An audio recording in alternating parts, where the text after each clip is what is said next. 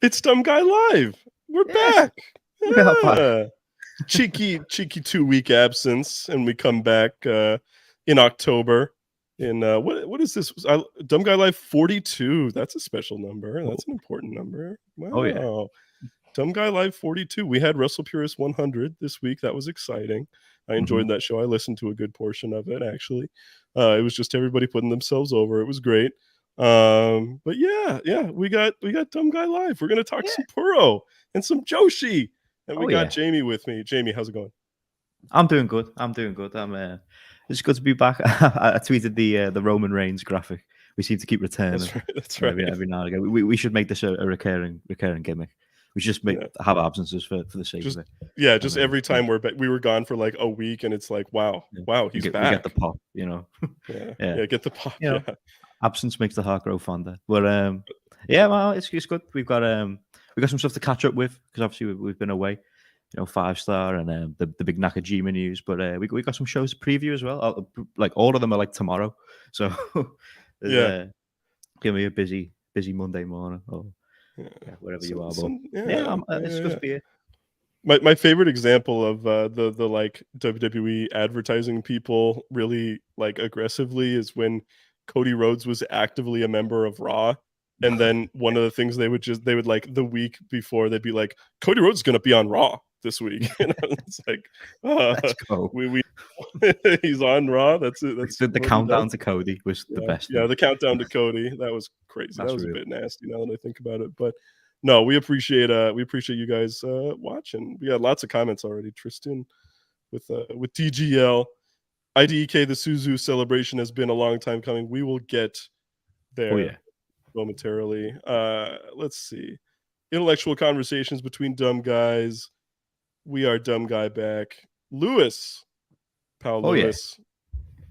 It's Dumb Guy Live, and it is Lewis's birthday tomorrow. Lewis, how old are you going to be? I'm curious. I believe he's going to be 21. I believe he's going to be 20. Ooh, 20. I guess 21. We'll see if I was right there. But happy birthday, regardless. I hope it's a good one. This is the best place to watch the gym. Hopefully our scorching hot Joshi takes push you through the last rep to get to where you need to be. I really hope that happens. Bear with me, everybody. I'm recovering from a bit of a cold. If I sound a little bit congested throughout the show, that is why. And if I mute and you see me like hacking over here, that's also why. I'll try to not like cough in everybody's ears. But Jamie, we have a New Japan Pro Wrestling show tomorrow from Sumo Hall, Ryogoku. And they don't run this venue all that often, only a couple times a year. So it's always a big deal when they end up doing that. It is Destruction in Ryogoku. Historically, Destruction has been sort of a mid-level pay-per-view. There's usually a world title match on it, but it's usually somewhere like Hiroshima Sun Plaza, or they've even done it in like Beppu and places like that. But this year it is in Ryogoku, which is extremely exciting. However, our main event is the IWGP World Heavyweight Championship. Sonata defending against Evil, and not just defending against Evil, but in a lumberjack death match. Oh, I forgot about that bit. It feels like it is going to, in fact, be Destruction in Ryogoku. What do you think, Jamie? Well, yeah, it's not the most exciting of matches. I understand. Well, I'm not looking forward to it, but I understand why they're doing it. They need the challengers to buy some time before Wrestle Kingdom. There's history there. This was always going to happen. It doesn't make it any more tolerable. Evil being in the main event again, but I mean, we'll see what they can do. I didn't particularly love the G1 match, but I mean, we'll see what they can cook up with this lumberjack stipulation. There's obviously the ongoing House of Torture beef with obviously Kanemaru switched over. So we're down to just 4 guys now. We'll see if anything happens. Maybe on this show, whether they get a new recruit, a fifth guy. But I mean, Sonata's going to retain. We'll see how good the match is, but it's not one I'm crazy excited for. To me, the intrigue is not the match. I don't give a shit about this match at all. It's a lame duck defense. there's 0.000% chance of a title change here. Who cares, right? I think Evil sucks. I'm not one of these people who's like, actually, now House of Torture is good now. It's bad. It was always bad. It always will be bad. In my opinion, at least. It's fine, like it, but no, it's not. It's not at all for me. Definitely, like, pretty much couldn't be farther away from what attracted me to Japanese pro wrestling and New Japan, in particular, when I first started watching about 6-7 years ago. But I will say that the intrigue around adding a new member to just 5 guys is what's sort of keeping me going here. I'm really looking forward to seeing who ends up joining Sonata in the group. Some people think it's going to be Yuya Uemura, which I think is kind of an intriguing choice there. The writing's been on the wall that he's done with his excursion. I was always, and maybe I'm wrong on this, I was always kind of the belief with Yuya that all the Impact stuff and him saying that, you know, he's not affiliated with New Japan and all that, I always felt that was just like working or whatever, just be, you know, doing his own thing. I could be wrong. Maybe he really did feel that way at one time, but regardless, right now it seems like he's on his way back, and in a big way, considering his compatriots like Yota Tsuji and Shota Umino and even people like Kaito Kiyomiya and Ren Narita, right? They're back, and they've been in G1s, and they've done, you know, they're already established high level members of the roster. So for Yuya, he's in a really unique spot, especially a lot of people had him as being the highest potential of the group. So I really hope it's Uemura here, or at least if this isn't Uemura, at least I hope he comes back soon. Some people might do a trade with like Ishimori, but yeah, what do you think, Jamie? Yeah, I think I may be leaning more towards the Ishimori side of things, just mainly because I'm not sure if Yuya's going to come back in and join a stable straight away. I mean, obviously we've seen, obviously Yota Tsuji came back and kind of instantly linked up with LIJ. Ren Narita's got his own thing going on with strong style. They're not like a fully fledged unit per se, and then Shota's kind of, it was in the mix with generally the babyface and stuff like that. So I'm not fully sure yet whether Yuya's going to slot in with a group straight away. But I think with Kanemaru switching over, it could be, maybe, you know, I could understand Ishimori going the other way, and I think it'd be nice to have a change of scenery for him, because I think I love Ishimori, but I'm not sure whether Bullet Club is my favorite fit for him right now. I think it'd be an interesting fit with the just 5 guys, but yeah, I'm interested to see either way. Do you think there's any other like outsider possibility? I don't think it's going to be Nakajima. Right? I don't think it's going to be Katsuhiko Nakajima. Yeah, Ishimori makes a lot of sense just based on I don't think it's the most exciting pick, but it is. It just makes a lot of sense because since El Phantasmo turned, right, he's, you know, Ishimori's been kind of lost in the shuffle in the junior division. Hasn't had a whole lot of shine, a whole lot of feature since the finals essentially of the best of the Super Juniors last year, or was that the title match? I can't even remember. Yeah, I think it was the title match. It wasn't the finals, but regardless, yeah, he's just been kind of left by the wayside. So that would make sense. I think he kind of fits the vibe of the group too. I really can't think of anybody else who it might be that fits here. Murph thinks it could be Eita. He always thinks it could be Eita. Murph always thinks it could be Eita. Eita would be awesome. That would be I would be so happy if it was Eita. I'm really ready for him to join an actual, like, commit to a promotion. Because he's been kind of, you know, he's been featured in Pro Wrestling Noah, but the Noah Junior division is so bad that it's like, who could possibly care? You know what I mean? It's not due to the talent of the wrestlers, except for like Hayata.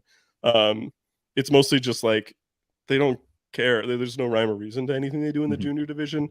So I would love to see Eita in New Japan. I think that would be a great choice. So this is an interesting thought too. I actually kind of like this. Kyle brings up the idea.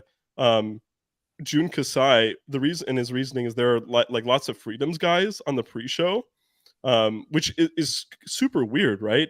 Like New Japan doesn't really do this like open sort of booking with other people, where they add on like just a random like offer match from another promotion, but they're doing that here. They have Takeshi Masada, they have Kazuma Sumi, Kengo, and some of these guys are more DDT.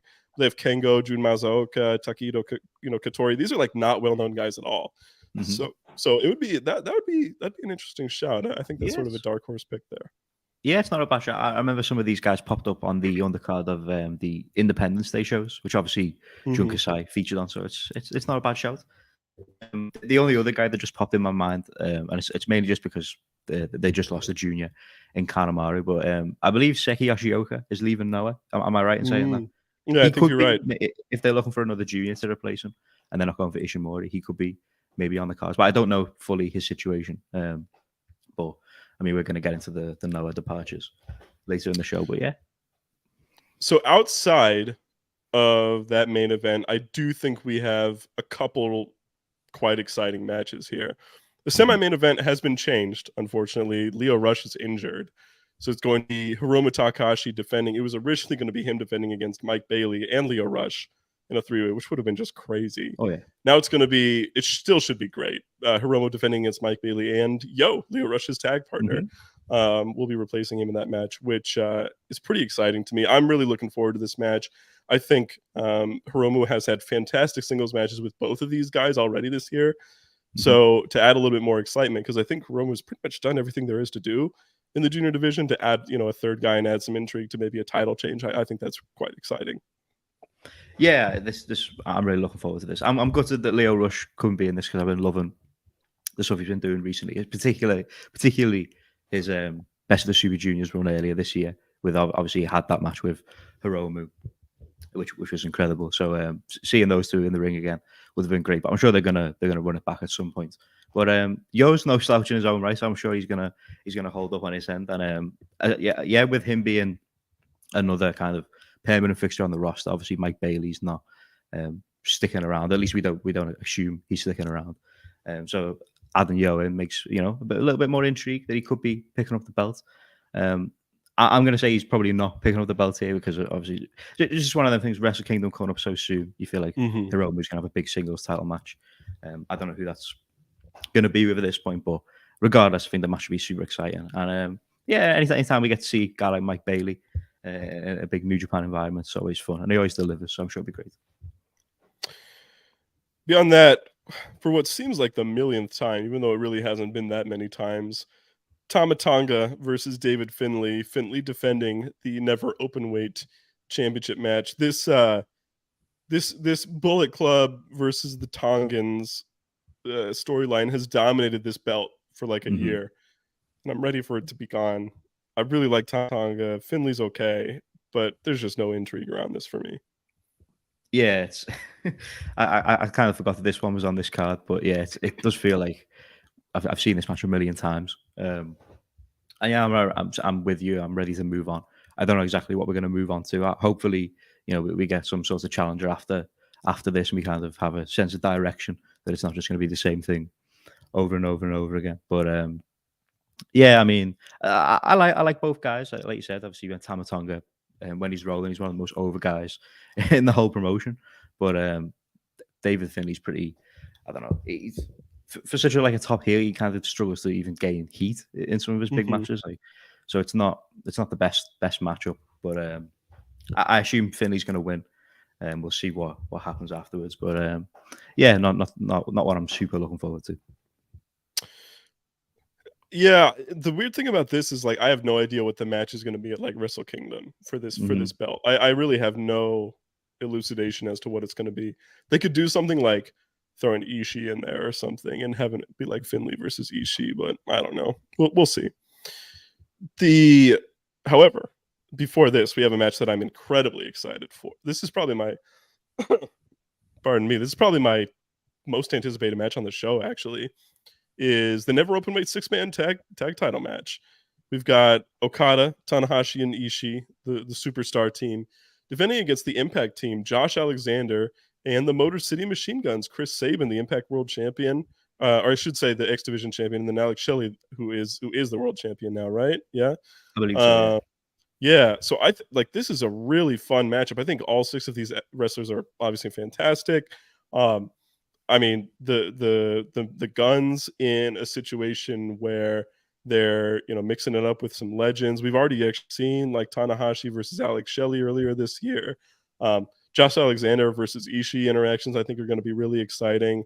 And Okada and Josh Alexander are the 2 top guys in their respective promotions. So always a big deal when you get those types of matchups here. I'm really looking forward to this one. Yeah, this is a really exciting one. I mean, the the current champions Okada, Tanahashi, and Ishii have made these belts must see. That they feel like a big deal. They haven't always done. Obviously, that's what happens when you put these types of titles on guys of this caliber, this star level. But yeah, super intriguing match. Like you said, all three Impact guys are kind of pretty protected in their own right. Two of them are champions. One of them is the world champion, and the other one, Alexander, like you said, is kind of like their top guy, even without the belt. So it's going to be interesting to see how this one goes. But regardless, it should be super fun. Like you said, we've already seen a couple interactions there. I'm looking forward to seeing Josh Alexander in a New Japan ring in Japan. I think it'd be exciting. I'm not his biggest fan, but I definitely see the potential there, and kind of I think getting him in there with the right kind of guy, he could deliver some really great matches. So putting him in there with guys like Ishii, guys like Okada, I think it's gonna deliver, and it should be really good. Definitely one of the ones I'm most looking forward to on the show. We've got one more title match on this show. The New Japan Strong Openweight Tag Titles. Gabe Kidd and Alex Coughlin, the Bullet Club War Dogs, are defending against El Phantasmo and Hikuleo for these tag titles. I got to be honest, I'm not super excited about this one. I still think Hikuleo is just not good at all. And I'm pretty low on El Phantasmo compared to a lot of people. I do like the War Dogs as a team, but I also wasn't super impressed with their respective G1s a lot of the time. I hope we get a good mix of, I hope we get more like what we saw when they burst onto the scene on like the Independence Day shows, right? Where they were really intense, really heated, right? Not sort of plotting slower matches like we saw in the G1. So, but again, they're against Phantasmo, who's like a flyer, but he's not like a super explosive wrestler, if that makes sense. And then Hikuleo is obviously pretty much as slow as it gets. So I'm not super excited about this one. Yeah, it's not the most exciting matchup, but I am kind of torn on what I want to see the result be here. I'm way more of a fan of the War Dogs than I am of Phantasmo and Hikuleo. Well, I'm particularly a big fan of Gabe Kidd. I would like to see him do something interesting at Wrestle Kingdom. I don't know what that would be exactly, but I feel like if you put the titles on Hikuleo and Phantasmo here, obviously they're not New Japan main titles, right? It kind of frees up Gabe Kidd to go off and do something maybe in a singles route at Wrestle Kingdom. I don't know though, so I think I will be rooting for the War Dogs mainly, but I'll be keeping it at the back of my mind. But yeah, it should be. It should be. It could be decent. I think the War Dogs are at their best in a tag set, and as it stands right now, in terms of where they're both at their development. I think as a pair, they kind of complement each other a lot. But yeah, not the most exciting choice of opponents for them. But yeah, we'll see. We've got the final, pardon me, of the best of 7 series between Strong Style and Blue Justice over here. We've got Minoru Suzuki, Red Narita, and El Desperado against Yuji Nagata, Shota Umino, and Master Wato. They've been wrestling all over on the Korakuen shows, even on house shows, and this is the final of the best of 7 series here. I gotta be honest, I don't really have an elucidation of where it goes. I tend to think that the Strong Style team wins just because they're generally like Desperado's a much bigger deal than Wato, at least as far as I see it, and then obviously Suzuki's way more protected than Yuji Nagata. But I also think it could go both ways. I mean, they've presented Shota versus Ren as like this generational rivalry, and it's almost like an extension of Suzuki versus Nagata, as Nagata was like the big top pushed guy, the golden guy. When he comes in, and Suzuki's more of a alternative, wrestles his own way, right? And I think that dynamic plays out really similarly with Shota and Ren. So I'm looking forward to seeing how this one goes. I think all 6 guys in the match are really talented. Yeah, I'm looking forward to this one. I do think the Shota Umino's inclusion on the other team, I think, gives them a real chance, because obviously they're super high on him. You can see, and when he gets the big opportunity, so I think he could be a big player for their team. I think he could be the one to get them the win. But I will probably tend to agree that Strong Style are probably the favourites going into this. Do we know exactly when? Because I assume they're getting a Yeah, I don't know if it's been announced exactly when this match will happen, but yeah, the winner will get a never open weight six-man tag title. Yeah, because I assume it's not Wrestle Kingdom, right? Because you'd have to assume that Okada's got a big singles match Yeah, and that would also take, that would also be like 3 months from now. Which Yeah, probably... it'd be a bit of a wait. So yeah, I'm going to say Strong Style probably going to win this one, but it should be really exciting. Yeah, I'm looking forward to a lot of the interactions. Like you said, Suzuki and Nagata getting in the ring together is always going to be exciting. But yeah, it should be good stuff.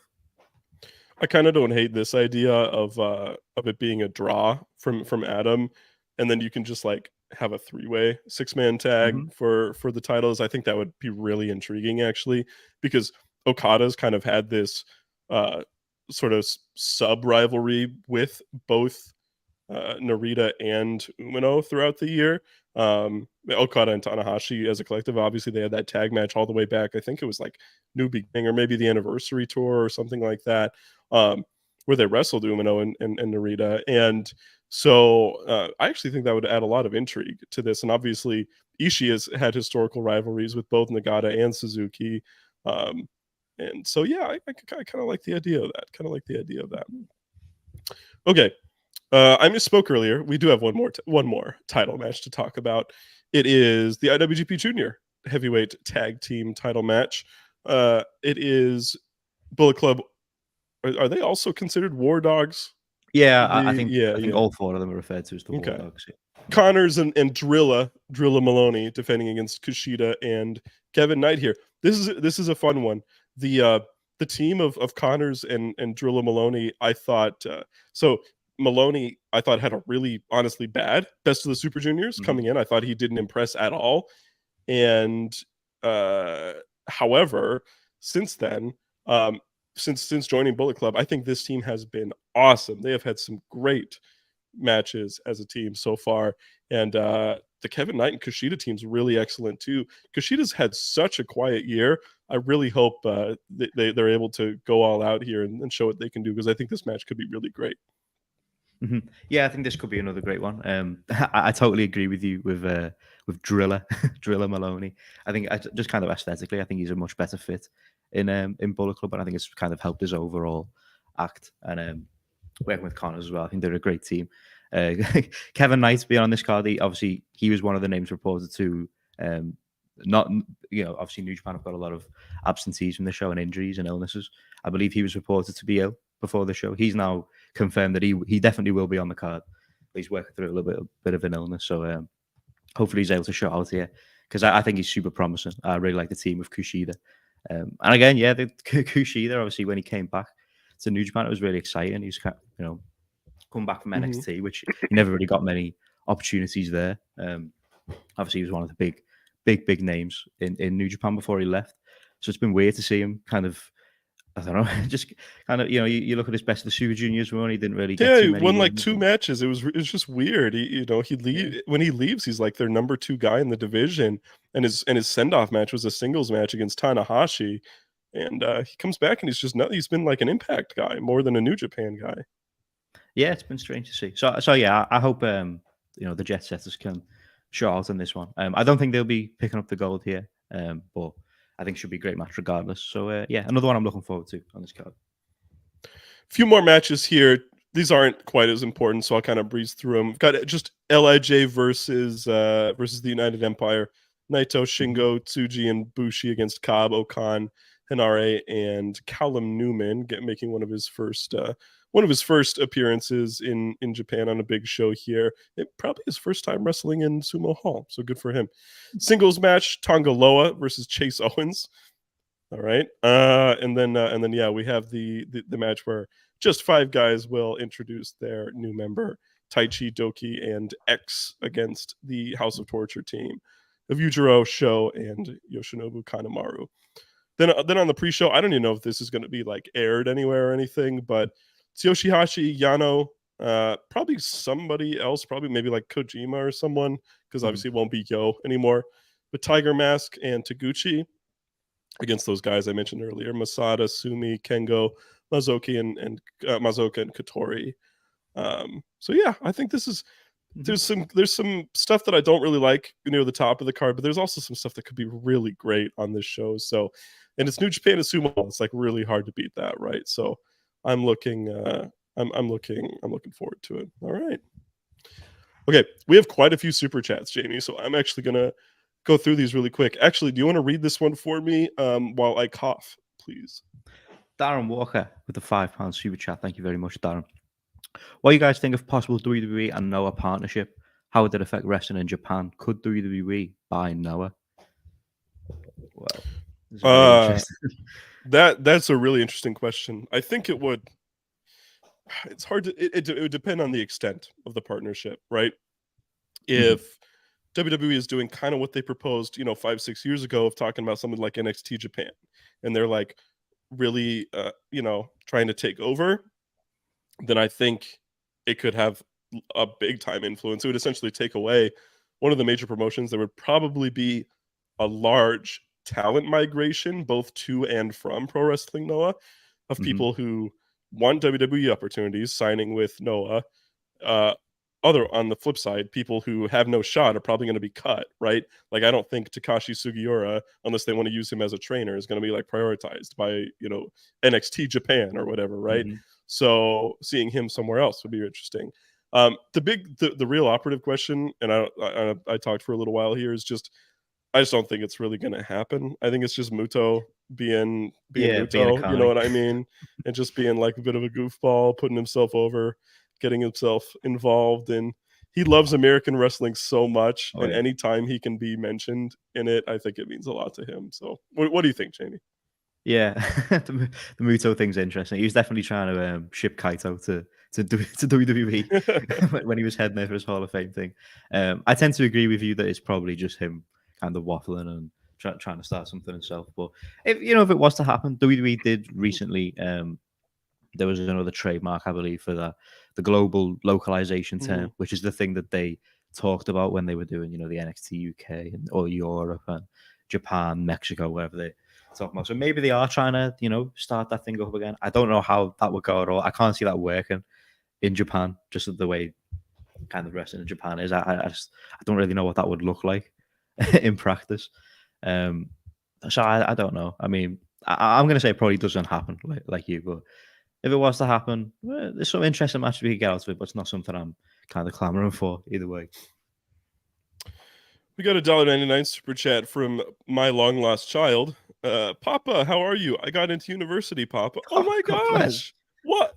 Yeah, you were like an impoverished child the last time I saw you, and now you appear to have glasses and a backpack and a notebook. I'm so proud of you. Look at that, man.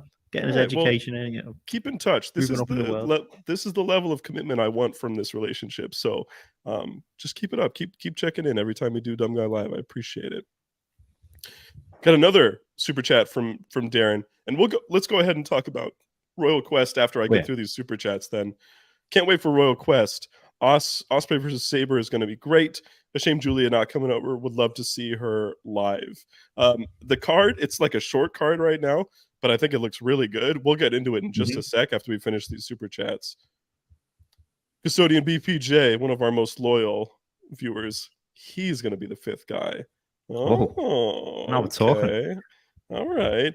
That's interesting because I think just a guy is a pretty common way to describe Brian Pillman Jr. at this stage in his career. So, good for you. Always worth going over to Japan, hone your craft. This is a fun question from Will. $2 for chat.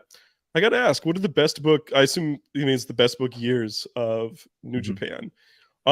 I can't talk super cleanly about anything pre like 2012, just because I don't have I feel like if you really want to talk about the best booked years of something, you need to have followed along with it as it happened.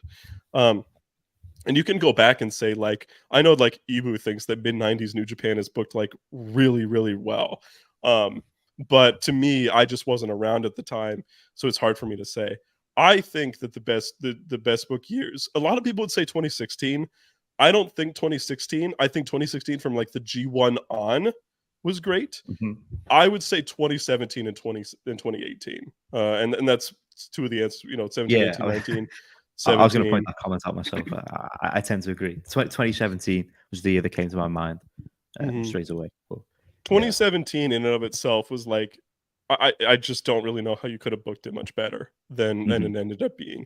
You obviously start the year with what at the time a lot of people said was like the greatest wrestling match ever, with Okada and Omega at Wrestle Kingdom. Then they keep returning to each other throughout the year, right? They do it at Dominion, and they meet in the G1 instead of in the G1 final. So a bit of a redirection, so you can have Naito win the G1, and then you have all the smaller feuds going out. You have the building of Okada's historic reign as champion throughout the year.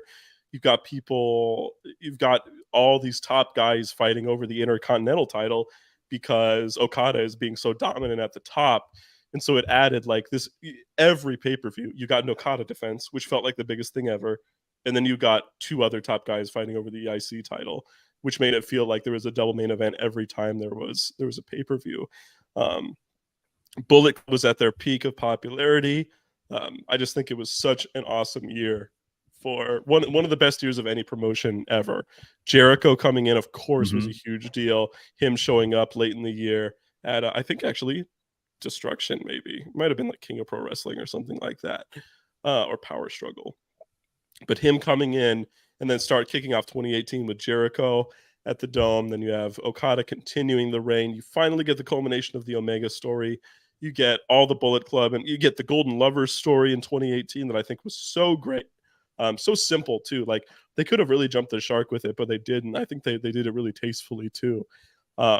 So I was really such a fan of New Japan in those 2 years. I was into it a few years before that, but those were the 2 years that I was like, wow, this is like almost as good as wrestling gets for me. What do you think, Jamie?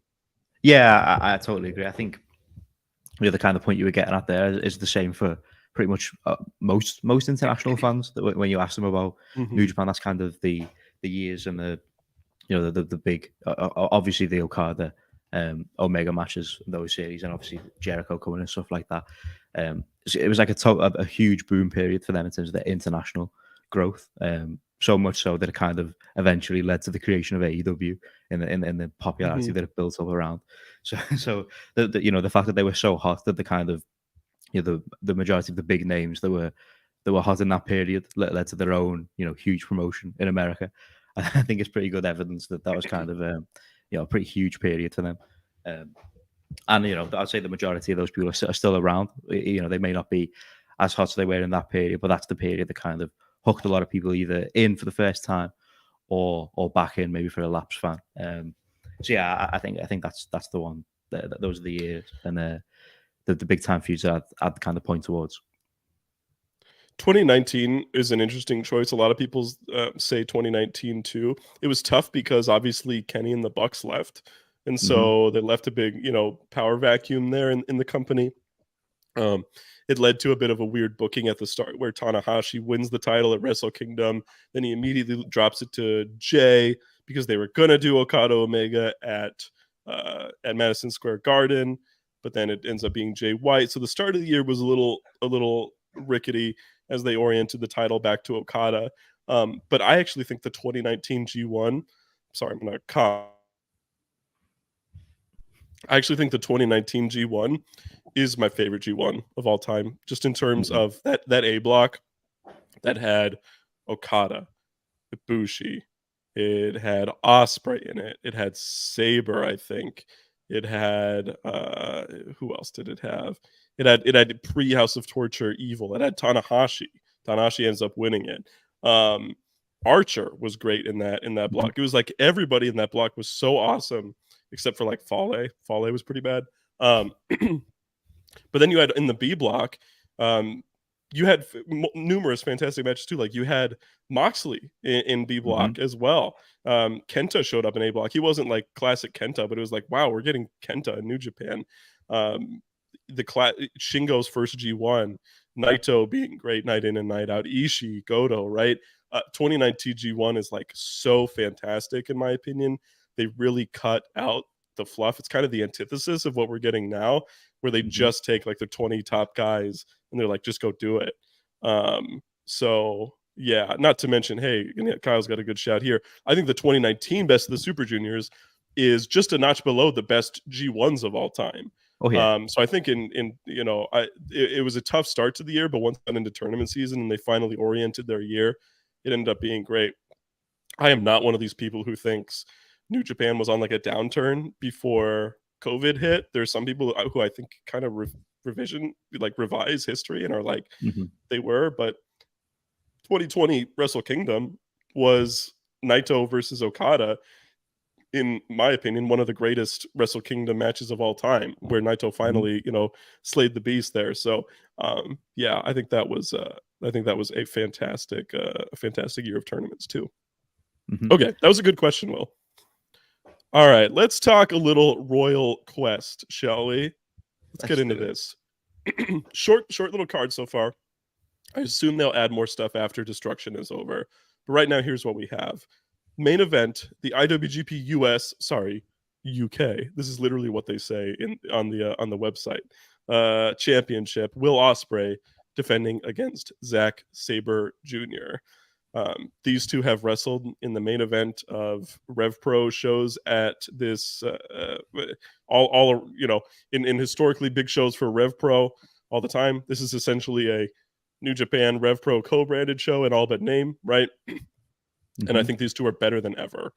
This match could be fantastic. In fact, should be fantastic. Potential to be one of the matches of the year. Only thing that takes it away a little bit from me is I don't think that the story is quite there as it's been in previous years. Both guys are kind of like baby faces now, as opposed to both of them kind of had a tweener edge to them in previous years, which they don't really have anymore. But regardless, pure in-ring talent. We just got Sabre versus Danielson. We just got Ospreay versus Tsuji. I mean, these two together, they're going to make magic. They're always great. They had a match of the year contender in 2016 against each other. They're way better now. Yeah, these two guys have been incredible for a really long time, like you said, but right now it's a totally different level. Ospreay, we've said a bunch of times, is the best wrestler in the world right now. I think he's pretty clear. He's in our Hall of Beasts. Yeah. He's you look at the names that are in there. There aren't many. I think we have 4 names in there. 2 of them aren't active right now. One of them's Kento, who's he was always going to get in there. So Ospreay being in there, you know how highly we see him over here, the Thumb Guy Live. But I think it's pretty clear as the wrestler of the year as well, in terms of the stuff he's already done this year. And then Zack Sabre Jr., like you said, just coming off that Danielson match, which is probably for my money is my favorite match of his entire career. Wow. I thought it was incredible. So he's super hot as well coming in right now. It is an interesting dynamic, like you said. Obviously, yeah, but as you mentioned, 2 kind of babyfacious vibes. So it'd be interesting to see who maybe takes up the heel role in this match, if anyone does. Obviously, they're both. I tend to think that Sabre will lean into being heelish here. Like, Ospreay does not get booed in Japan anymore, or in England anymore. He just doesn't. So I mean, I think he's going to be the big baby face defending, and Sabre's going to be the heel challenger who probably cuts him off early in the match and is twisting on his joints and all that, doing what he does. Yeah. Well, regardless of however the dynamics play out, it should be incredible. I'm good that I'm not going to be there. I joked to Parker before we went live. I'll be in Manchester watching KSI box. So cool. That's my night sorted. That those plans came about before Royal Quest was announced, unfortunately. But yeah, that should be a very, very special match. Who is KSI fighting? He's fighting Tommy Fury. Is he really Tyson Fury? He is the younger brother of Tyson Fury. Tommy Fury recently beat Jake Paul by split decision. Oh, so by split decision. Yeah, it was interesting. It was. There's so much intrigue. Tommy Fury is he's a pro boxer, but he's discovered the influencer avenue. Has got a lot of money because he's not going to make it as a top level. Right. So it'll be interesting to see if KSI can beat the guy Jake couldn't beat. But I feel like he won't. I feel like Tommy Fury is going to win this. I feel like Jake Paul's Tommy Fury better than KSI. He's heavily the favorite. Yeah. But whatever makes money, right? That's the goal. No, that'll actually be a lot of fun. I'm kind of envious that you're going to be there for that. That's pretty cool. Okay, we've also got just for fun, Tomohiro Ishii versus Shingo Takagi. Just cause we can do it. Yeah, why not? We'll throw it on there. We'll be like, we know what those Western freaks like.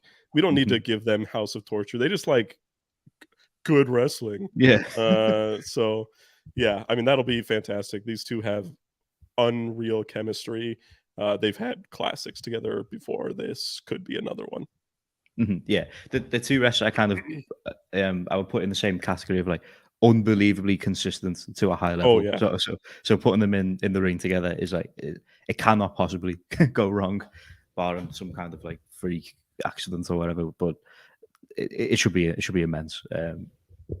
Yeah, I mean, this is another one that I am gutted that I'm not going to be there for, because seeing I never got to go to the Rev Pro show before All In. I didn't Mm. think ahead and book a trip to London for the Saturday, so I never got to see Shingo, which was kind of gutting. But Oh.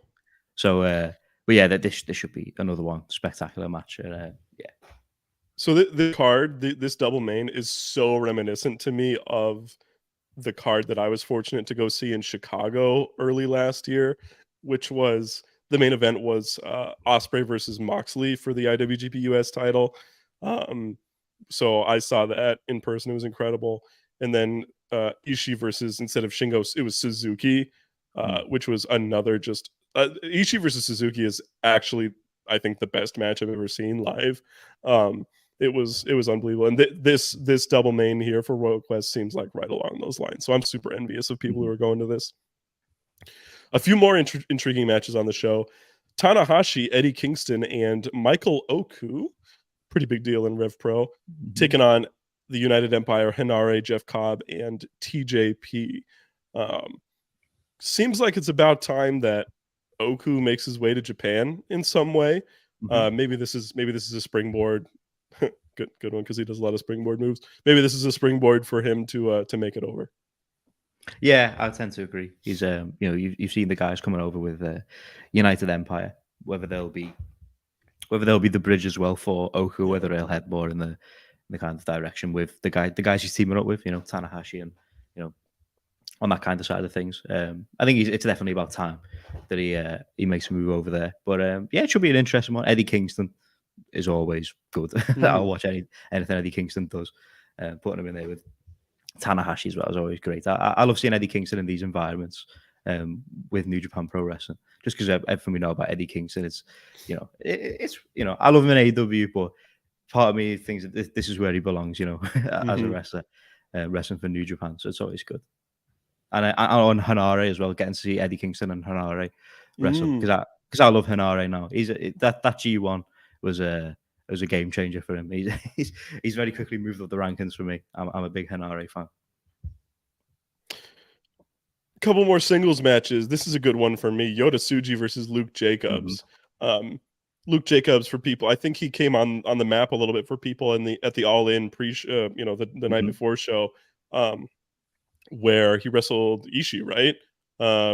And they put on a great match, right? Jacobs is a really great wrestler, in my opinion. I think he's like fantastic for his experience level.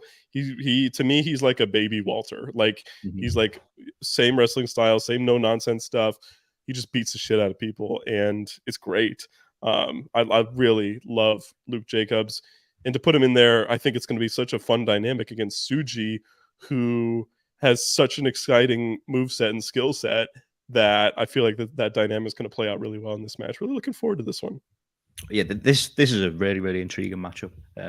I love the comparison you've made before with Jacobs and Walter, because I think it's super apt. And I mean Walter, I think, is one of the best wrestlers, or Gunter now, I guess. He is one of the best wrestlers in the world. So any comparison to him is very, very high praise, and he deserves it. And then putting it in there with Tsuji, one of the most like just thrilling wrestlers to watch. You never really know what he's going to do next. Right. He's got this crazy move set. So putting him in there with Luke Jacobs would be really interesting to see what he can bring out, what they can bring out of each other. I guess it should be another great one, that puts Jacobs even more on the map, and another one that continues to build the stock of Tsuji as he increasingly shows how ready he is to be a top guy, and just in terms of the in-ring level he can deliver, and he just looks like a star in everything that he does. So super exciting matchup. And then finally we have Trent Seven, El Desperado, in a really sort of random matchup to me. But I don't really have much to say about this one. I know Trent Seven's really leaned into his heel persona in recent times, but yeah, that's going to be on the mesh too. I mean, Desperado's super popular with Western fans, so it should be fun. Yeah, it'd be good for the guys over there to get to see Desperado live. He's another one that I'm kind of slightly disappointed I'm not getting the chance to go and see. But yeah, Seven's really leaning into the heel stuff. I remember the main event in that Rev Pro show ahead of All In. He it was a lot. There was Yeah, all crazy interferences, and I don't know if it's quite for me, but I mean, the guys get to see Desperado. I know he super chatted earlier. I know Lewis, our guy Lewis, is heading to this show, so it should be really good. Should be a really good one for everyone that gets the chance to go and see it. I'll be interested to see what more they add. I know. Was it Darren who did the super chat before? He mentioned he's disappointed there's no Julia. She was definitely someone I was kind of half expecting maybe to make an appearance. With the strong women's championship, it seems like that would have already been announced by now. But I mean, and she's wrestling the following day, right, at the pay-per-view, or no, that's the following day at the maybe that day. Is that the tag league on the show? tag league? Yeah, the tag league show. Yeah. So yeah, probably not. All right, let's move on. A lot of New Japan talk. I'm looking forward to the show tomorrow. I'm looking forward to, usually at Destruction, so just to sort of close it out on New Japan, we start to get some real developments towards Wrestle Kingdom. So maybe it's a big angle, maybe it's a big debut, maybe it's a big return, something like that. Feels like we should have some exciting stuff tomorrow. Okay. We would be remiss as the only Joshi podcast of all time if we didn't mention the 5-star Grand Prix finals from World Wonder Ring Stardom from last was it last Sunday? Is that when it was? Yeah, last Sunday, right? Or no, last Saturday, I think. Regardless, Suzuki is the 2023 5-star GP champion. Let's just talk about that for a sec. Let's talk about the winner, future match that she gets, and the implications thereof, because I know a lot of people have a lot of thoughts on how it went down. There were a lot of mitigating factors. There were injuries. There were things that had to be revised and booked and everything like that to make it so we got a final like this over Micah. But just generally on the winner of Suzu, Jamie, what do you think? Yeah, I have a lot of thoughts on the kind of the circumstances and the implications. But in terms of just Suzu, really exciting choice. When the kind of developments happened the way they did with the injuries, she was the one I was hopeful that she would benefit the most from these circumstances. She was someone who I kind of had in the back of my mind that she could have a chance regardless. I don't think that was the way it was originally intended to happen, but it was clear before she was signed that Stardom, hold her in very high regard. She had a bunch of red belt title matches before she put pen to paper, and she was in big angles and stuff like that, alongside Prominence. So as soon as it was kind of obvious that she'd signed full time with Stardom, she stopped doing the Prominence stuff. I think it was pretty clear that they were gonna, put the rockets, strap the rocket to her pretty quickly. And yeah, that she won the 5-star, the biggest tournament in Stardom. She's going to get that red belt match. So it's super exciting, and it's a really big show of faith from Stardom. The post match promo leads me to believe that she will not be winning the match because she made it pretty clear that she's not going to wait for is it Dream Queen? Yeah, I never know the name. They need to sort out the branding. And Cinderella and Queendom. Dream Queendom seems right to me, but I could be wrong. Yeah. The Sumo Hall show in December. Right.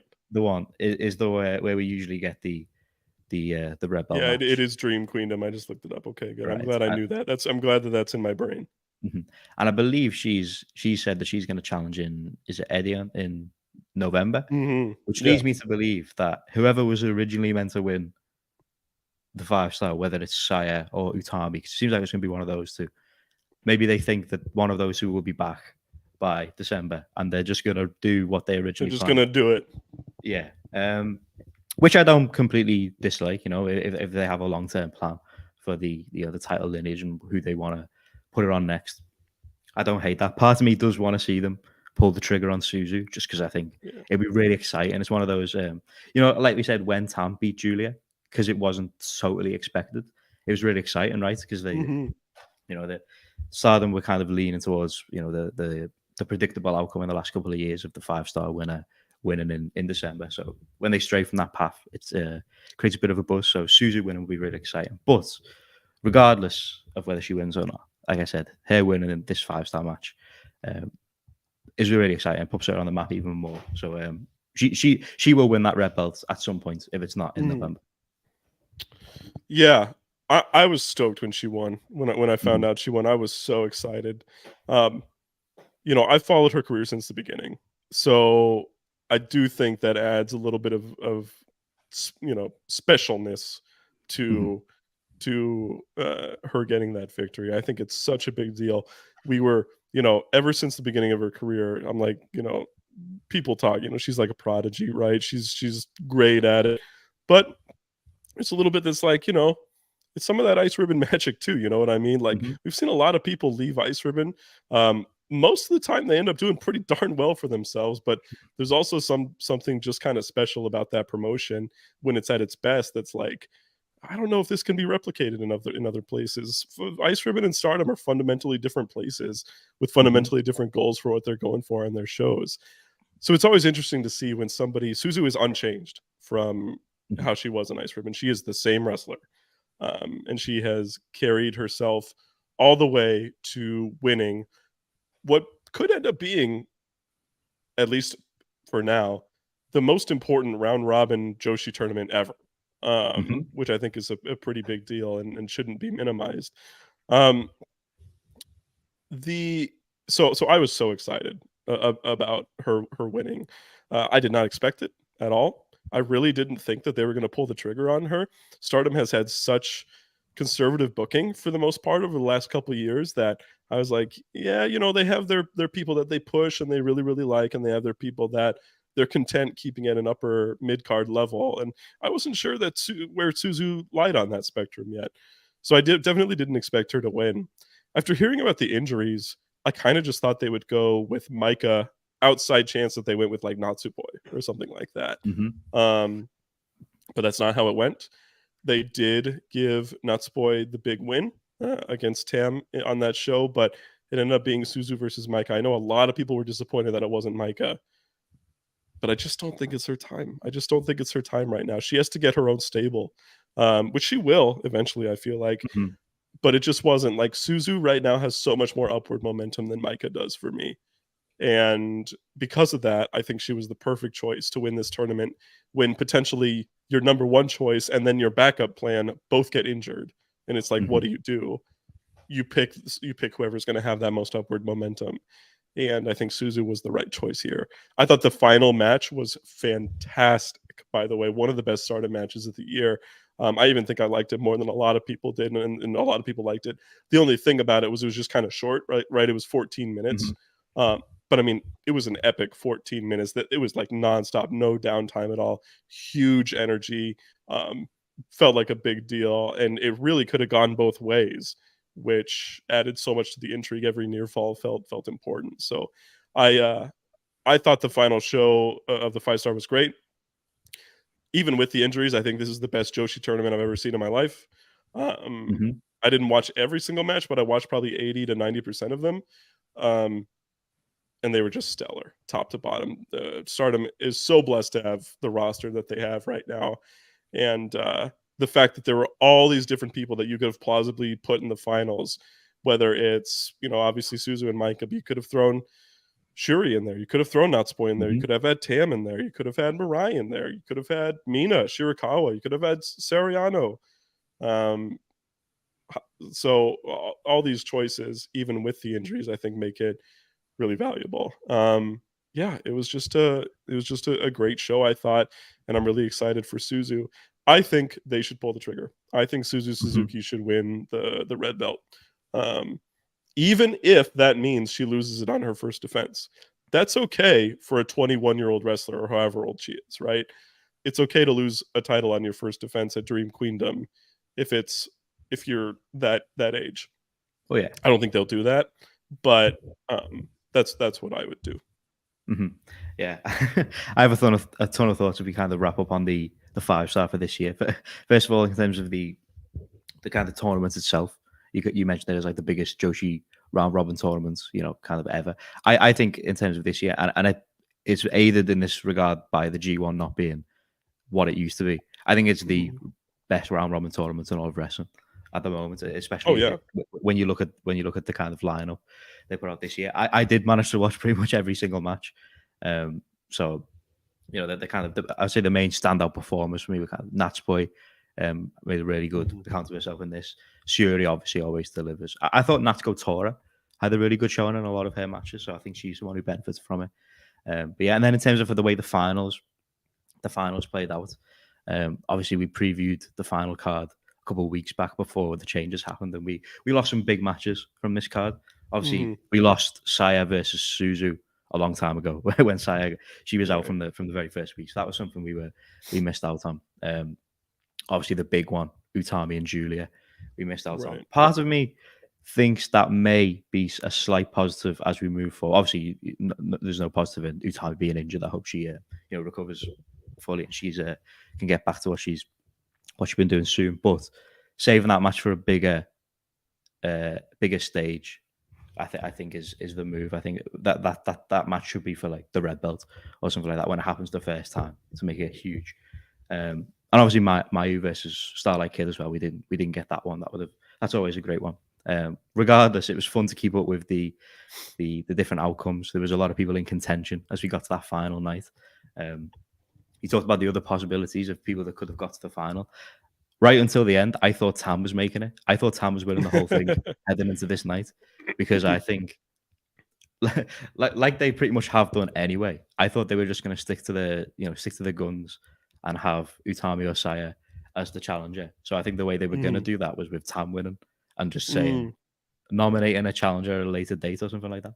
They didn't do that, and they went with the more inspired choice of elevating Suzu to this extent. And like I said, I thought the match was incredible. I love both of them, so no surprise there. Super physical all the way. And like I said, it was a little bit shorter than some of the previous 5-star finals, but the intensity throughout made it a top level match. And then lastly, just on Maika not winning, I think it's the right move. I love Maika. I want to see her with the red belt, but I don't think she would have won regardless at the challenge, whether it would have been in November or December. And we've seen her lose a lot of these big singles titles matches now, and it's getting to a point where I don't know how many more times I can see her lose to where I'd believe her. And there's a few people in that category. I think Hazuki's another one there where she kind of always challenges, and I never quite believe she's going to do it. So I think what's next for Maika is getting her own stable, winning the white belt, I think, from Mirai. Yes.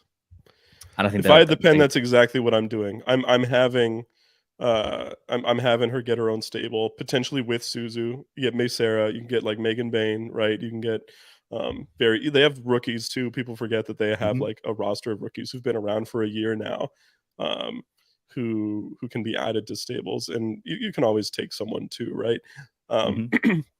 So yeah, I'm ready for that to happen. I definitely think that Maika winning wouldn't have done nearly as much for Maika as it ends up doing for Suzu. Oh, yeah. Maika's established. She's not established as like a main eventer, but she is fully established, right? She can beat anybody on any night. Suzu wasn't quite there, I don't think, until last weekend. General thoughts on the tournament overall. I completely agree with your talks about like who you thought were the MVPs. I thought Shuri was the MVP for me of the whole tournament. I think she's so fucking awesome.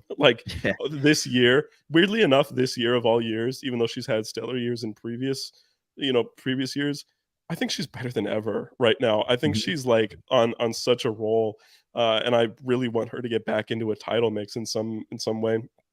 It's weird because she's almost too good for the white belt. So if she's not the red belt champion, she's not anything.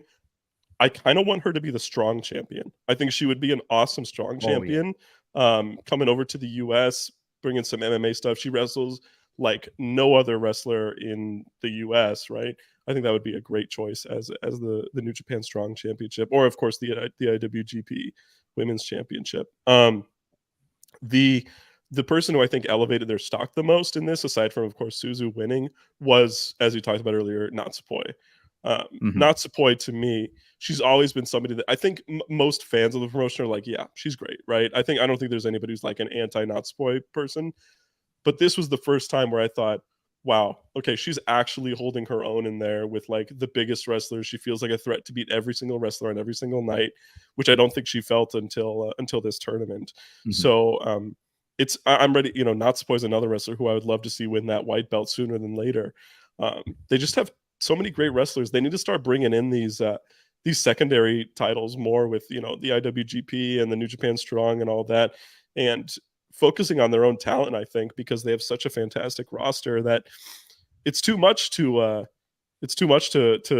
expect everybody to just focus on those top 2 belts and then only do outsiders for the strong belt, or only do IWGP matches, like really big special shows or whatever. So yeah, I'm trying to think of what else I have to think about this tournament. Yeah, I'm ready for Mariah to lose that white belt. I thought she was good in this tournament. I thought this was her best tournament performance I've ever seen. Still don't like her near as much as I like any of the other people who are kind of in that orbit right now. Yeah. And then finally, my big takeaway is I really hope people get better from these injuries soon. All of a sudden, the roster is like kind of gutted. Yeah, it's brutal. And sorry everybody, that's so bad. But I'm like, Mariah May's gone too. I mean, that's a different that's another factor that can't be understated as well. So where do they go from here? What are they going to do? Are they going to have to start bringing up people like Saida and Ruaka and Hanan and making them featured people? But so we'll see. Any thoughts on any of that, Jamie? Yeah, I think it's interesting. Like, as I kind of mentioned before, with the way they've booked Suzu's challenge, it definitely makes me think that they're saving whoever was meant to win for December.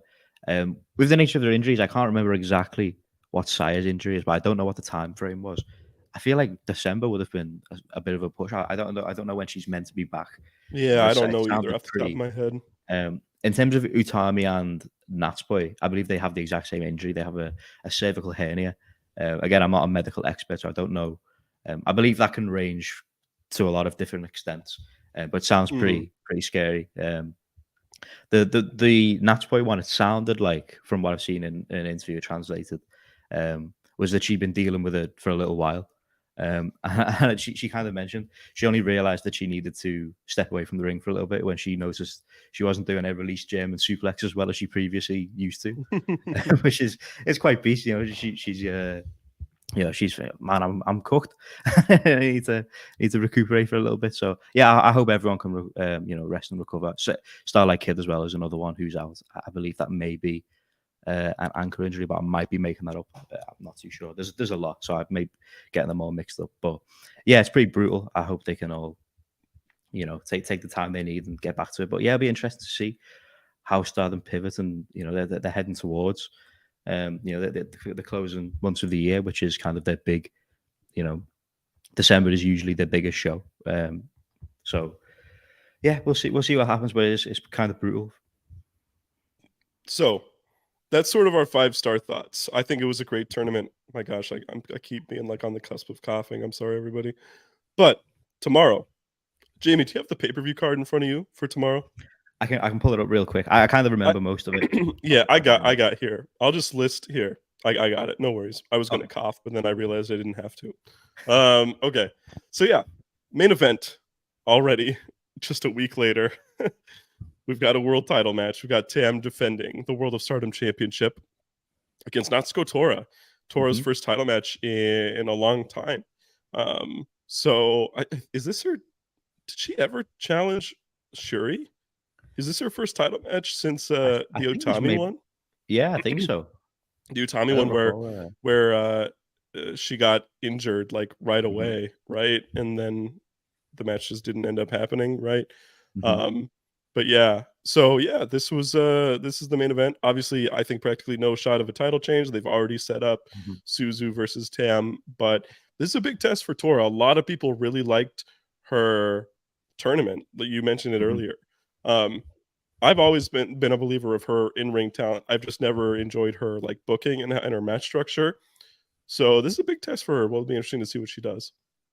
Yeah, I'm definitely looking forward to it. Like you said, I really enjoyed their tournament run. She has some great matches, and I think she's elevated their stock in that regard. I think her presentation's improved as well. I like the look she's got at the moment. I don't know if you've seen, she comes out with the kind of mask on and the robe. And Oh I think yeah. she looks like a big deal now. Because she's always been, out of all the faction leaders, the one that's felt less the least like kind of a red belt champion, right? Mhm. In kind of just their booking and general presentation and stuff. I feel like now she's kind of putting it together. Not to say that she's going to win this match or anything. I think there's practically no chance, as you said, but definitely a big test for her. Definitely a big chance to kind of show out on a big stage. And yeah, I mean, like you said, it's a first big shot like this in a while. The Utami match when she got hurt, I didn't fully believe it, but there were a lot of people during that match who thought she had a shot of winning the red belt. Hmm. I remember watching that match. I didn't think so. I think it was kind of pretty obvious they were leaning towards that eventual Shuri story. But I definitely thought there was a chance back then. Now I don't think it's going to happen. But yeah, like I said, it should be a big test for her. And I think Tam always delivers in the big match setting. So I mean, she's got a good opponent in there with her. So it should be a good match. Wonder of Stardom championship match as well. It feels like, I don't know about you, it feels like it's been a while since we've actually had a pay-per-view. I could be completely off base, that actually had both a World and Wonder match against, where both matches were also, not only that both happened, but also they were just defended against like just roster members. It feels like that's been a while, but we've got Mirai defending against Momo Watanabe. Should be good. I thought Momo had a really solid tournament as always. I don't see a title change here either. But yeah, I'm looking forward to this one too. Yeah, there's another one in a similar vein to the Tora one again. Like you know, I don't think this would be a title change here either. But yeah, Watanabe is one of my favorite wrestlers in the whole company. I think she's super underrated. She's someone who's not kind of not reached the height that you would have assumed she would have reached. You know, if you kind of look at you know, obviously a white belt Ray when she was super young, and she's still super young now, but she was really young when she captured that white belt. She was like 18, right? Something crazy. Oh yeah. So she's got a lot of upside still, and I really like her in the Oedo Tai role. I think she plays a great heel. So yeah, she's another one in that mix with you know, the likes of the Micas and the Hazukis. I'm always kind of looking for a little bit more from in terms of their booking and their stats in the company. But it's super tough, right? There's so many people in that kind of category that it's, you know, not everyone can get the chance all the time. But I just hope she can show out here again and maybe kind of you know, convince people that it's time for another Momo Watanabe singles run. I don't think she's going to win, but I think there is success in her near future because I think she may be winning the tag league. So yeah, that's something to look forward to. But yeah, I think Mariah's winning here, but it should be a decent match. Yeah, it's crazy that Momo's younger than Mirai. Like that doesn't really compute to me. I'm just looking at the roster or you know, the card. I think Momo is like the third or fourth youngest person. Yeah, I think she's the fourth youngest person on the show, on the entire show. Wow. Momo is. She's been around forever. She's only older than Suzu, Azumi, and Mei Sarah, as far as I can tell, which is pretty crazy. Because she feels like a vet, right, compared to all the other people. Oh yeah, yeah. She feels like a grizzled vet. She feels like she's in like, you know, Tora's age or something like that. But no, that can be pretty deceptive in Stardom, considering Azumi is like just turned like what was her birthday? She was just turned 20 or something. Right. Yeah, I think she's 21. She's like she has like a decade-long career. It's pretty wild. Yeah. She's Momo's 13 years younger than Mina Shirakawa. Like that's crazy. That's pretty crazy. All right. This is the match I'm most excited for on this show. Kairi's could be her final Stardom match in her career. Definitely final Stardom match for this current run. Kairi teams with Nanae Takahashi and Mayu Iwatani against Hazuki Koguma and Sayaida, the Stars team. Just should be really good. Should be a lot of fun. I'm hoping Kairi doesn't take it super easily because obviously she appears WWE bound. But I think this should be a really fun matchup overall. Yeah, this should be really exciting. I love the choice of opponents. She mentioned when she was doing a press conference She didn't reveal she was going to WWE, but we all kind of know what's happening here. That she wanted to go out against a homegrown Stardom talents. So you've got three of them right here in FWC and Saida. So really great choice for opponents, and obviously teammates as well, Mayu Iwatani and Nanai Takahashi. Kind of super linked to the career of Kairi together. So I love the choice of match. I don't love. I think Kairi's team are winning, and I would have liked to have. I would have liked to have seen her put over someone on the way out, but obviously that doesn't seem like that's going to happen. I mean, No. I could be wrong, but I don't think I'm going to be wrong. I was kind of rooting for when she mentioned going for a homegrown talent that she would maybe a singles match with like the likes of Azumi or a Starlight Kid, someone who could really be elevated from a win against Kairi. Obviously, that's not going to be happening now, and obviously the Starlight Kid match couldn't have happened anyway with the injury. But regardless, we know how talented all six of these women are. Kairi, when she's at her best, is one of, if not the best women's wrestler in the world when she's on top. Mayu, obviously, for my money, is the best women's wrestler of all time, I think. So, yeah, it's super, super exciting match. And yeah, it'll be sad to see this run come to an end for Kairi. I hope she does, good stuff for WWE. I think she'll probably beat Io for the belt, maybe.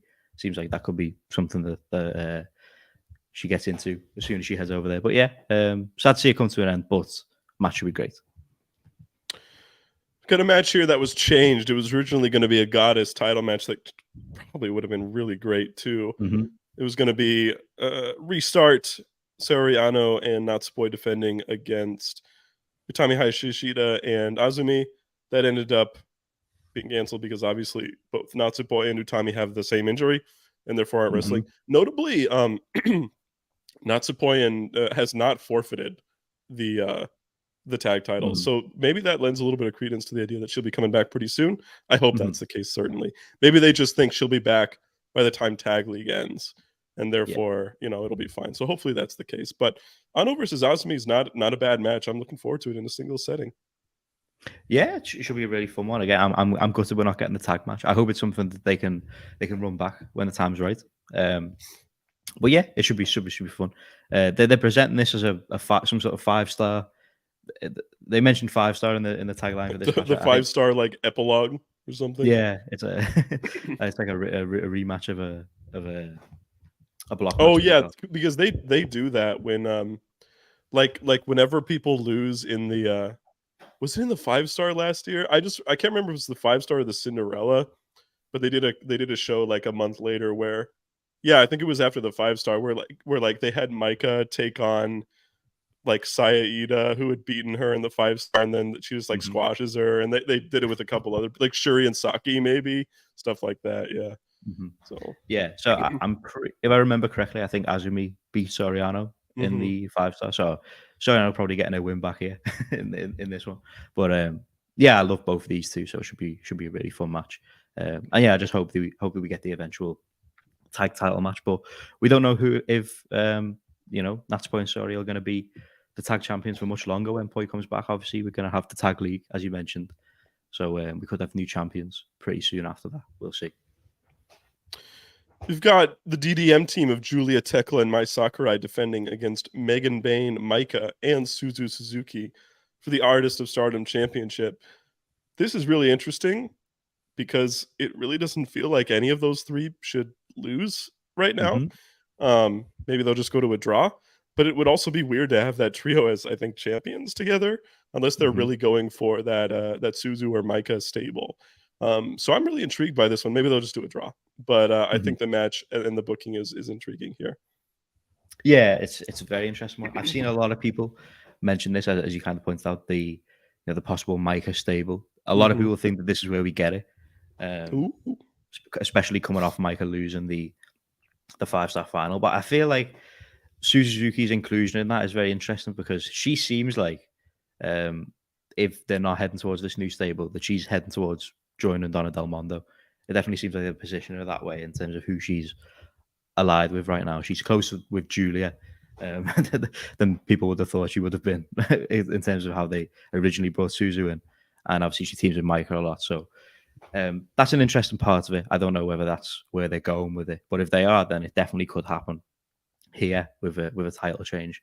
But I do think a draw is likely, but it should be a really exciting match. I think it's nice to see Tekla in a big match. I think she wasn't in the 5-star, and I think Tekla's tremendous, so it's good to see her in a big spot.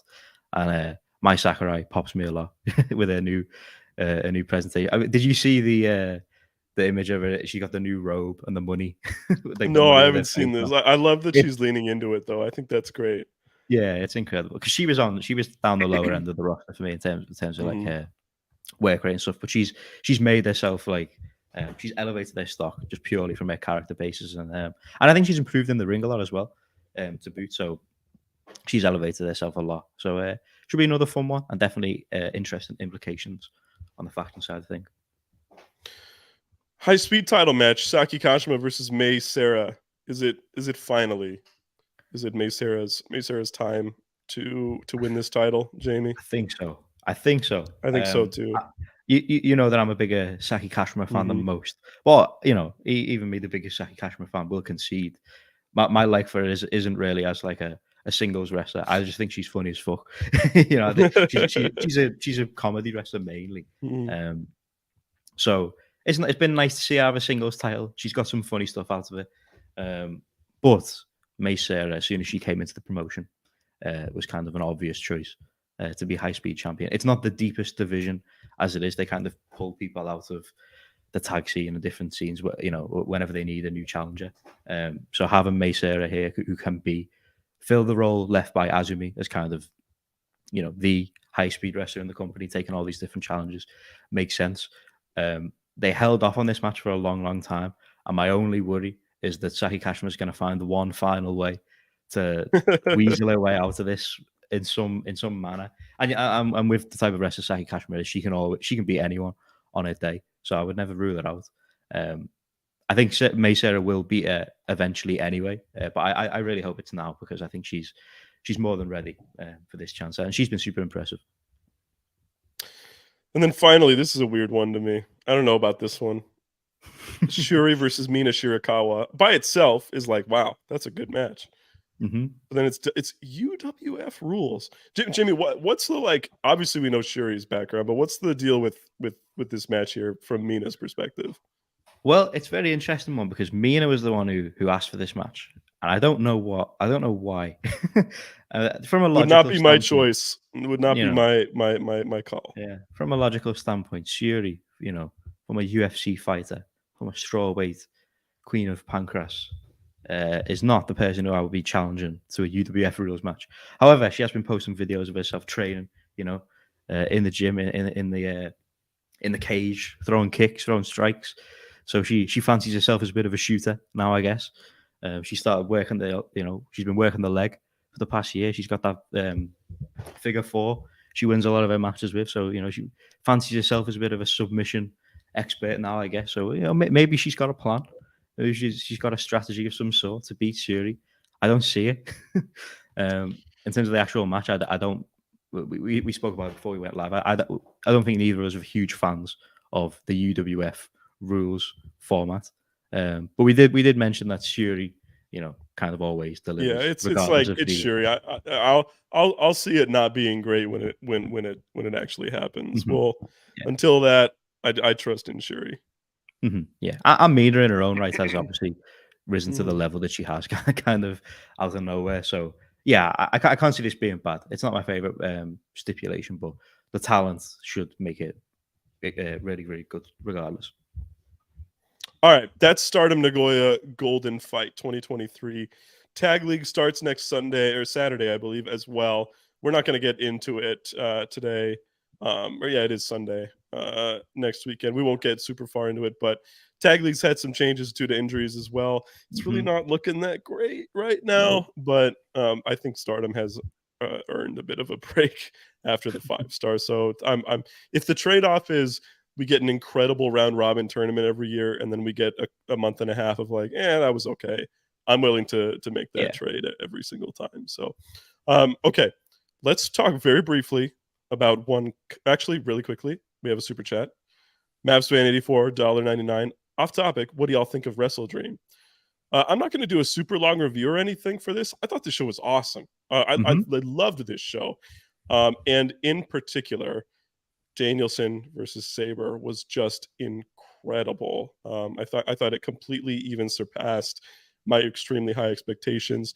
I'm really disappointed that Danielson got injured last summer for Forbidden Door, because I was at that show, and of course I ended up seeing Claudio's debut, of course, and that's no small consolation. And that match was incredible in its own right. But man, what a fantastic match! One of the best matches in America all year, in my opinion. Yeah, I love the show. The kind of the top 3 matches coming away from it. They obviously the one you just mentioned there, and then the Hangman Swerve, Hangman and Swerve was fantastic too. All 3 of those were incredible. And then obviously we had the big moments at the end with Adam Copeland, the rated R superstar. Adam Copeland, the rated R superstar. Yeah. Which I think was a great moment. It's be interesting to see how his career in AEW plays out. But yeah, really fun show. Yeah, really good stuff. Thank you for the super chat, Mavs fan. We always appreciate it. Okay, let's talk briefly about one Katsuhiko Nakajima, who all of a sudden has become the biggest free agent in Japanese wrestling that I think we've seen in years. You could maybe count Jay White, but he's not obviously Japanese. He was signed to New Japan. If we're talking born in Japan, it's been like a long time. This is a bigger deal than Eita. This is a bigger deal than Jake Lee. This is a bigger deal than Kushida, in my opinion. This is a big deal. One of the very top guys, a former world champion for Pro Wrestling Noah, is leaving the promotion. He's wrestling a couple more matches for them, and then he will be gone. So 2 questions, Jamie. First, just overall thoughts. What do you think about this? What does this mean for maybe Pro Wrestling Noah? And then second, where's he going? Okay, so first, overall thoughts. It's gutting for Noah, who are kind of not in their best patch as it is at the moment anyway. Us two, and obviously Murph as well, when he's here, are kind of bigger Jake Lee fans than most, but we will concede that he's not doing the business isn't booming right now with him. And I was very, very, very surprised to see him not drop the title to Go Shiozaki. I think it's gonna be Keno now, which seems to be the move. So I don't think the reign's going to last too much longer. But regardless, the business isn't booming. So to lose Nakajima, who has been consistently one of the most high level performers, I think he's one of the best wrestlers in the world. I mentioned a little while back that he's the guy who kind of dragged me back into Noah with his title reign. One of the most exciting periods for the promotion in recent times for me. So he's my favorite guy there, or was there.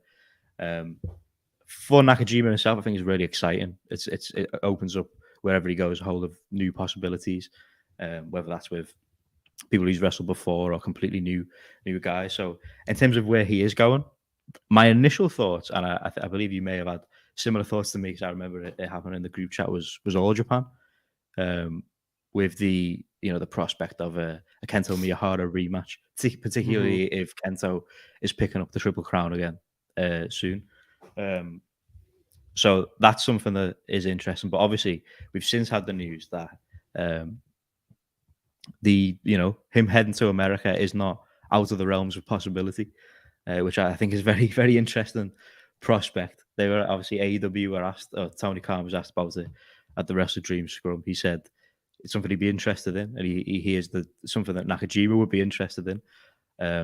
I don't know whether that's exactly where I'd like to see him, because obviously there are a ton of matches for him there, but I'd be interested to see where he'd kind of fit into the card. As I said, he's one of my favorite wrestlers in the world, so I wouldn't want him to be lost in the shuffle of any sort. And the prospect of him going to WWE is incomprehensible, to be honest. I just don't know how he fits in at all. It's just he's so different. Yeah. I mean, I know the guys who are kind of calling the shots now, at least from a creative point of view. The Triple H's and William Regals of the world. He's definitely they're more on the work rate side. I can see their value in Katsuhiko Nakajima from a historical WWE point of view. He's not the tallest guy. He's about 5'9", and he has a history of legitimately knocking people out. He's one of the stiffest wrestlers in the world. How that would happen, how that would work in WWE, I don't see it. I don't think they can change him. And I think if you change him, you lose what makes Nakajima.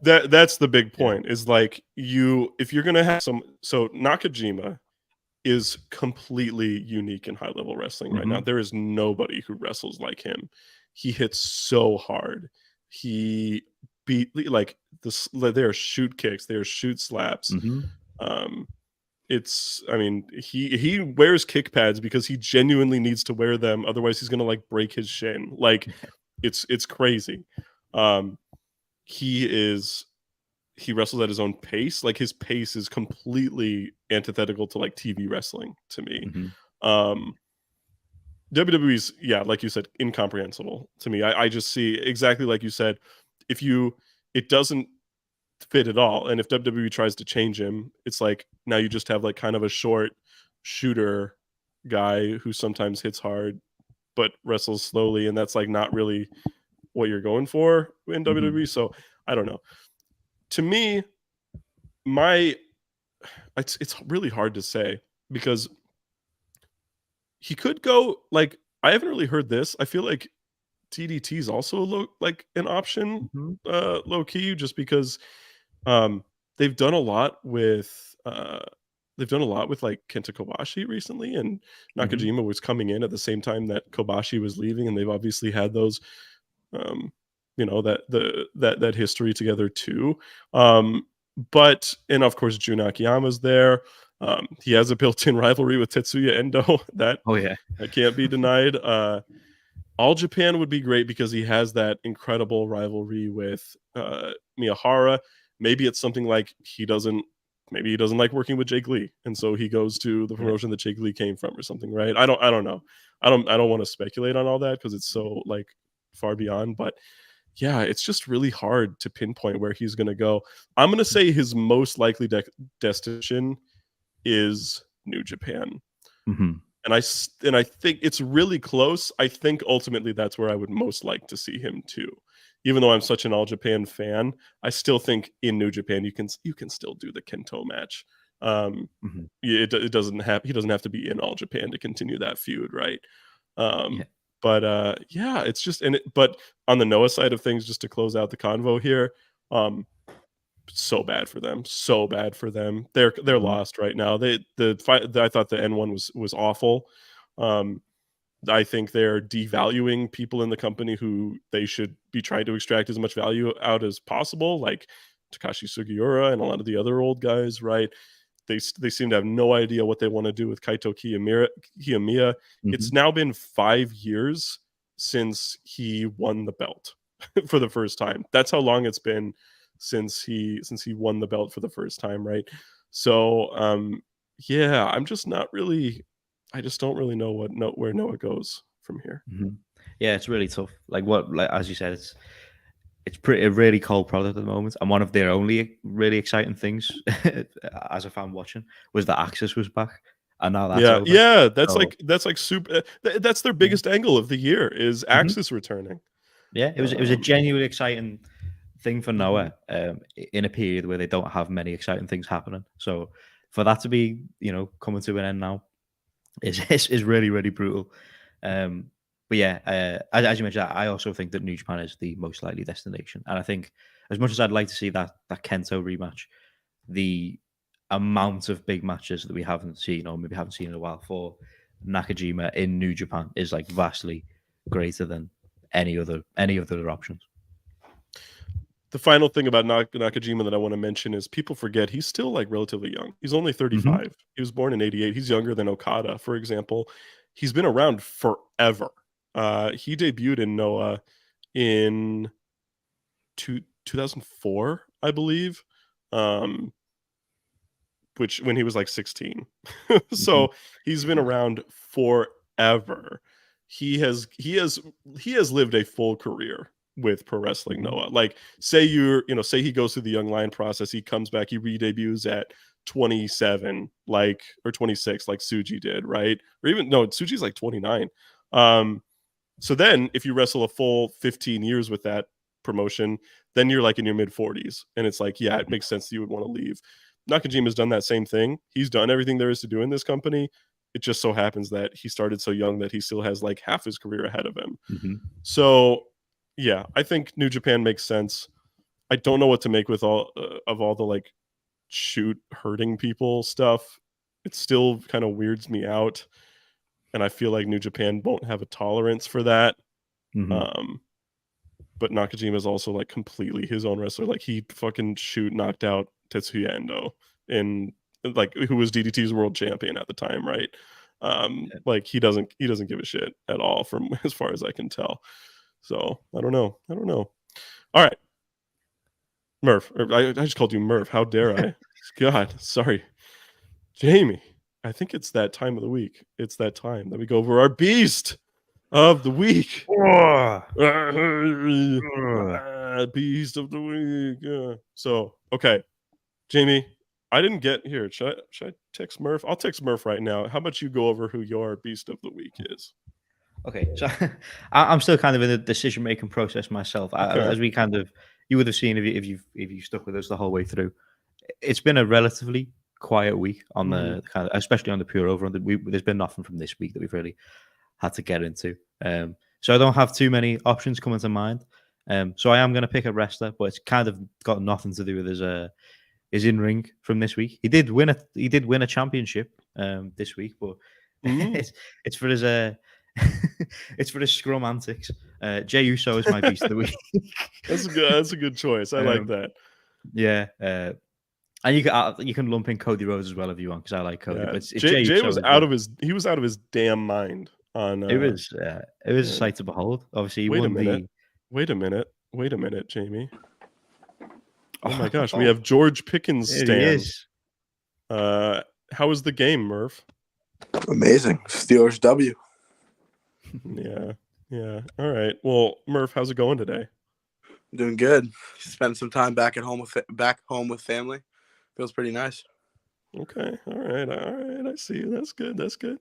We're going over Beast of the Week. Jamie's was Jey Uso, mostly for his scrum antics. Honestly, last night. I kind of like him showing up just like absolutely hammered to Strum. It was pretty funny. I have, for the first time ever, a non-wrestler choice of Beast of the Week, because it was an extremely, as you said, Jamie, just a super slow week in wrestling, to be honest. Is it? Can I guess it? Can I guess who yours is? Yes. Is it David Raya? No, I don't know who that is. The Arsenal. I thought you do the Arsenal gimmick. No, my bad. Oh, well, hey, wait, hold on.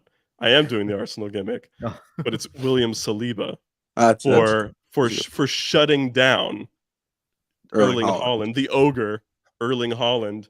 Oh, yeah. No offense, no nothing in this game. 4 shots for the whole team, garbage. Get locked down by our backfield there. Good job, Saliba. William Saliba getting the 1-0 dub over Man Shitty is my beast of the week. So collective. I mean, what wrestling was there for a collective? Well, while you think, y'all stew on this for a sec. Couple super chats real quick from Tristan Jones. Nakajima and AEW would be incredible. Just to name a couple of matches I'd love to see is Rush, Eddie, and Mox. Hope it happens. Yeah, I mean the match quality would be awesome. And I don't think it's happening. I don't think it's happening either. But I do think that AEW fans are generally pretty they're pretty open to whatever is in front of them, right? So I think if you put him against somebody really charismatic, like honestly, the Akiyama run was like a case study for just like a lower tier. Not saying they're lower tier wrestling, but they're not in like the top companies. Like that was like the case study that it works. And Taka becoming big quick. And then finally, we also have $1.99 from Mavs Fan 84. Danielson Nakajima would feel like a big MMA fight. That would be a huge match to do on like a forbidden door. Nakajima would give him a concussion. It would be bad. Yeah, Nakajima might kill Bryan Danielson. Although Danielson's made of glass at this point. Danielson might like try to fight him back. That might be appointment viewing, actually. It's like the last match that felt like that was Jungle Boy Roosh. That was awesome. Oh yeah, bro, I love that shit. Anytime Roosh is in there, I'm like, is this real? Is this fake? What's going on here? Don't know. Who do we think for collective Beast of the Week? Kevin Knight for beating COVID. Okay. What was good on AEW this week? I forget. Yeah. I don't Danielson had a even- good match. Danielson had a good match. You could say Fletcher and piss off Ibu, who hates him for no reason. Honestly, that's it. Kyle Fletcher is our beast. Kyle of the week. Fletcher. Kyle Fletcher. Yeah, All I'm with right. it, There- Kyle Yeah. Fletcher's our Anytime you jump out of the ring and like face plant on the guardrail and then you like keep wrestling, I'm like, yeah, okay. It's quite Yeah. beast. It's pretty That's beast. an that's easy pretty Kyle beast in my Fletcher then. opinion. Okay. All right. You see, I wanted to do a wrestler, but I'm gonna be real with you. I didn't watch much wrestling this week. I just didn't. You know, I was at home. I was busy. So my beast of the week has to be a guy from my hometown, a guy that, you know, really just made my day so much better. My beast of the week is the kid from Wexford, the son of the legend, Joey Porter Jr. Oh, that's a good choice. Did you see what he said to OBJ? That was fake, but it's awesome though. Oh, that was fake. Okay. It's a okay, fake account, okay. but go be a fan. Dude, so my seats were like right by the tunnel, and OBJ left and like ran to the locker room and ran right back. And I think he just had to poop, but like they were reporting there was an injury. Like, Oh yeah. that man's just going to the bathroom. OBJ. So that's a good choice. That's a good choice. I like that. Okay. Okay, So, Jamie, who did you say? Oh yeah, Jey Uso. So Jey Uso, Main event, William Jey Uso. Saliba, Joey Porter Jr., and Kyle Fletcher. what Our did you guys beast talk of the about week. for an hour and a half? Just previewing like Ryogoku? Yeah, we previewed Ryogoku. We talked a lot about Stardom, about the 5-star, and they have That's how you they have know a I'm not pay-per-view here. tomorrow. Yeah. Yeah, We did not talk about talked a little bit of TJPW. Nakajima. Yeah, believe it or wouldn't not, talk. we didn't talk about TJPW because who could possibly care? I'm sorry if you like TJPW, that's fine. It's just Yeah, it's bad. You know how it is. So all right, And everybody. the sad thing is I don't care about Dragon Gate right now either. So like I don't have my niche for Yeah, I wrestling. don't either. Like, what the hell's going on? Everyone's What's- just getting hurt, and I don't really care. Yeah. Well, Like so. all right, everybody. I think that's gonna do Apparently it the for us. Boyden show is real good. Apparently I heard the Boyden show. Oh, was I'm actually good. bro. It's Mochi. Like everything he does is good. All right. So what we're gonna do is I'm gonna be back next week. I think we're gonna do this next week, y'all. Yeah. Yeah. We'll be back next week. It's gonna be great. No way. So look 2 forward weeks to it. consecutive. I know 2 weeks in a row. I'm for the going to dumb be guys. very spotty for the rest of October, but after October 31st, I will be back on the grind. So, you know, you have something to look forward to. Love it. We'll have Destruction to talk about. We'll have Stardom to talk about. We'll know who the mystery five guy is by this time too. So looking forward to that. All right, everybody. For Jamie, for Murph, thank you so much for watching. We really appreciate it. We will see you next time. Stay dumb.